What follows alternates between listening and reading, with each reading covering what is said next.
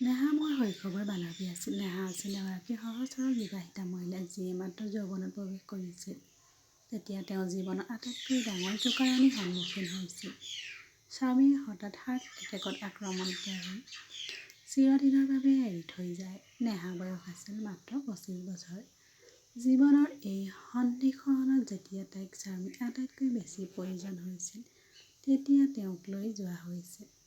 এতিয়া তাইৰ মাথোঁ নিঃসংগতা আছিল। গোটেই দিনটো আত্মীয় স্বজন আহিছিল আৰু গৈছিল যদিও ৰাতিবোৰে তাইক ছিন্ন ভিন্ন কৰি পেলাইছিল। নিঃসংগতা আৰু নিস্তব্ধতাই আৱৰি ৰখা নেহা প্ৰায় চকুলোৰে ডুব গৈছিল। এদিন দুৱাৰৰ ঘণ্টা বাজি উঠিল। নেহাই দুৱাৰখন খুলিলে আৰু তাইৰ সন্মুখত থিয় হৈ আছিল বিক্ৰম। কলেজীয়া দিনত তাইৰ প্ৰথম প্ৰেম হৈছিল থকা ল'ৰাটো আছিল বিক্ৰম। পৰিস্থিতিৰ বাবে অপূৰ্ণ হৈ থকা এটা প্ৰেম। সময়ে নেহাক আন কাৰোবাৰ লগত বান্ধি ৰাখিছিল আৰু বিক্ৰমকো আঁতৰাই পেলাইছিল। কিন্তু আজি বছৰ বছৰ পিছত হঠাৎ তাইৰ সন্মুখত থিয় হৈ আছিল সি। নেহাৰ চকু দুটা চকুলোৰে ভৰি পৰিল। বিক্ৰমো আৰ্দ্ৰ হৈ আছিল। নেহা, খবৰটো পাইছোঁ। এই অৱস্থাত তোমাক কেনেকৈ অকলে এৰি থৈ দিলোঁ। সেই মুহূৰ্ততে নেহাৰ হৃদয় শূন্যতাৰে ভৰি পৰিল। আশাৰ ৰশ্মি তাইৰ ওপৰত পোহৰ পৰিল। তাই লগে লগে ঘূৰি আহি কোঠাটোত ভৰি দিলে, যাতে তাইৰ দুৰ্বলতা কোনেও দেখা নাপায়। কিন্তু বিক্ৰমে তাইৰ পিছফালে আহি ফচফচাই ক'লে, নেহা, কান্দিব লগা হ'লে কাৰোবাৰ কান্ধত অন্ততঃ কান্দিব। অকলে কষ্ট নাপাব। এই কথাবোৰে নেহাৰ হৃদয় চুই গ'ল। বছৰ বছৰ আগতে বিক্ৰমে কলেজৰ ৰাজপথত আকস্মিকভাৱে তাইৰ হাতখন ধৰি ৰাখিছিল। আৰু আজি সেই অনুভৱবোৰ ঘূৰি আহিল। নেহাই আলফাৰে বিক্ৰমৰ কান্ধত মূৰটো থৈ দিলে। তাইৰ চকুপানীয়ে বিক্ৰমৰ শ্বাসটো তিয়াই পেলালে। কিন্তু বিক্ৰমে তাইক মনে মনে সমৰ্থন কৰি থাকিল। অলপ পিছত নেহাই ক'লে, বিক্ৰম, জীৱনটো ইমান সলনি হৈছে নহয়নে? আমি কেতিয়াও কল্পনা কৰা নাছিলোঁ যে আমি নিজকে এই অৱস্থাত পাম। বিক্ৰমে সামান্য হাঁহি এটা মাৰি ক'লে, হয় নেহা, কিন্তু জানানে, জীৱনটো যিমানেই সলনি নহওক কিয়, কিছুমান সম্পৰ্ক কেতিয়াও সলনি নহয়। সময়ে মাত্ৰ লুকুৱাই ৰাখে। বিক্ৰমে নেহাৰ চকুলৈ চালে। এসময়ত মৰমেৰে জিলিকি থকা সেই চকুকেইটা আজি পুনৰ জিলিকি উঠিছিল। সময় পাৰ হৈ গ'ল। বিক্ৰমে বেছিকৈ নেহাৰ ঘৰলৈ যাবলৈ ধৰিলে।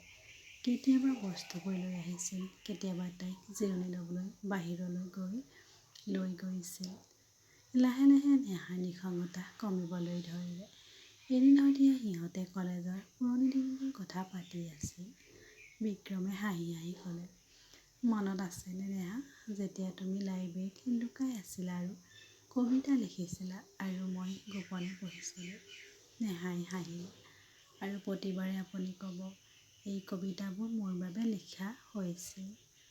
দুয়োজনে হাঁহিলে। পৰিৱেশটো পাতল হৈ পৰিল। কিন্তু হাঁহিৰ মাজতে এটা অকথিত আবেগ, এক নিস্তব্ধতা দুয়োৰে হৃদয়ত একেটা প্ৰেমক পুনৰ জগাই তুলিছিল।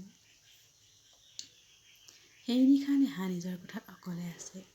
তাই আইনাখনত নিজকে চাই আছিল আৰু ভাবি আছিল, আকৌ প্ৰেম অনুভৱ কৰিব পাৰিমনে? বিক্ৰমে সুধিলে, এসময়ত মোৰ সকলো আছিল, তেওঁ নেকি? দিন পাৰ হৈ গ'ল। বিক্ৰম এতিয়া নেহাৰে আছিল। সি তাইৰ জীৱনৰ আটাইতকৈ গুৰুত্বপূৰ্ণ অংশ হৈ পৰিছিল। য'ত এসময়ত নিস্তব্ধতা আৰু নিঃসংগতা আছিল, তাত এতিয়া তেওঁৰ উপস্থিতি আছিল। এদিন ৰাতি নেহা আৰু বিক্ৰম একেলগে বহি আছিল। বৰষুণ দি আছিল।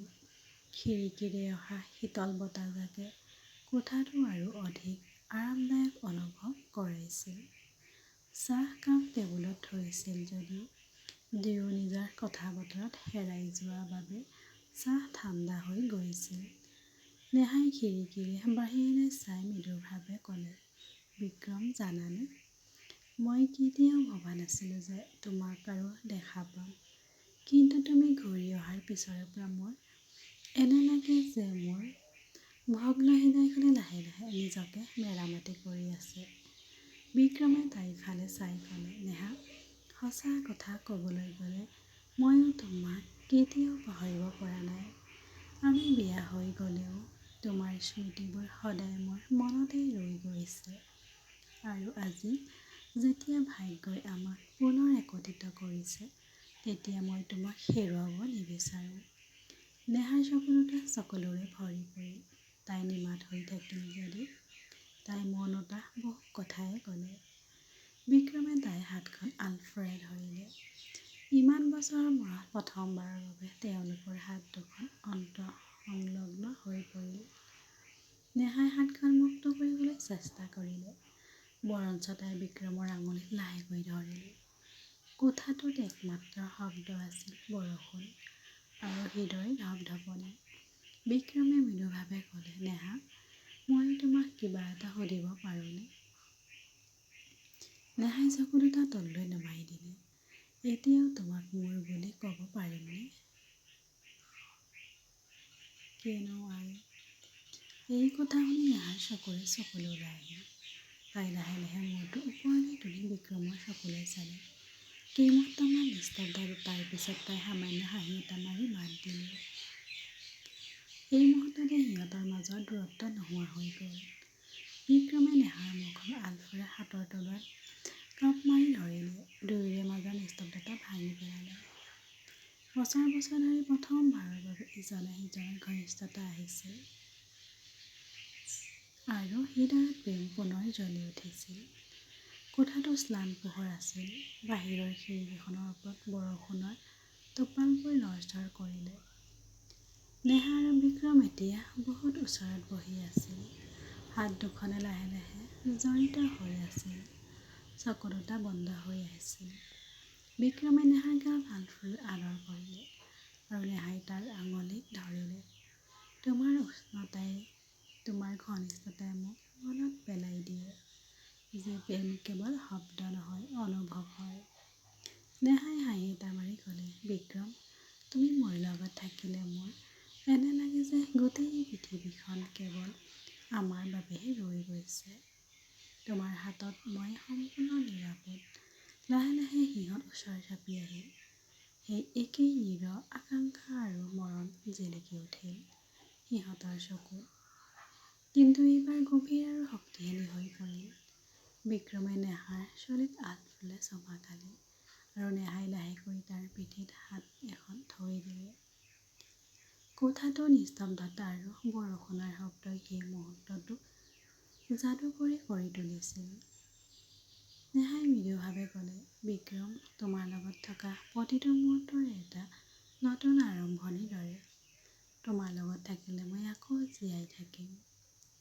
বিক্ৰমে হাঁহি হাঁহি ক'লে, আৰু মই প্ৰতিদিনে ভাবোঁ যে তুমি মোৰ জীৱনৰ আটাইতকৈ মূল্যৱান অংশ। আমি যি হেৰুৱালো সেয়া এতিয়া ঘূৰি আহিছে আৰু মই কেতিয়াও এৰি নিদিওঁ। সূৰ্যৰ প্ৰথম ৰশ্মিয়ে কোঠাটোত কোমল পোহৰ বিয়পাই দিলে। নেহা আৰু বিক্ৰমে ইজনে সিজনৰ কোলাত নিৰাপদ অনুভৱ কৰিলে।